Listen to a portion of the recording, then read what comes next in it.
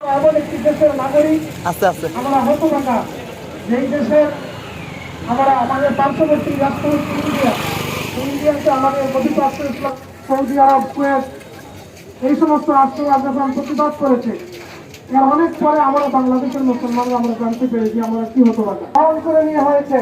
সেজন্য আজকে মানুষ সত্য বলতে ভয় পায়, মানুষ সত্য প্রচারে ভয় পায়।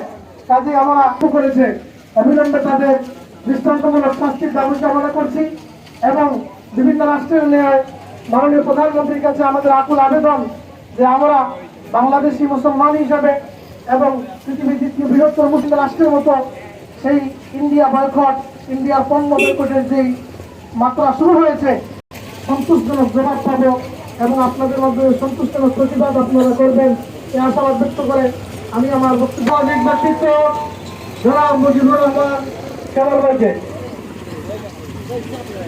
নবী রাসূলুল্লাহ সাল্লাল্লাহু আলাইহি সাল্লামকে নিয়ে কুরুক্তি করায় আজকে আমরা অতীতে ওনারা অনেক কর্মসূচি দিয়েছেন, আমরা ওনাদের সাথে ঐক্যবদ্ধ ছিলাম। ভবিষ্যতে বক্তব্যগুলো ফলো করা, ওনাদের দৃষ্টি পোষণগুলো আমাদের ফলো করা।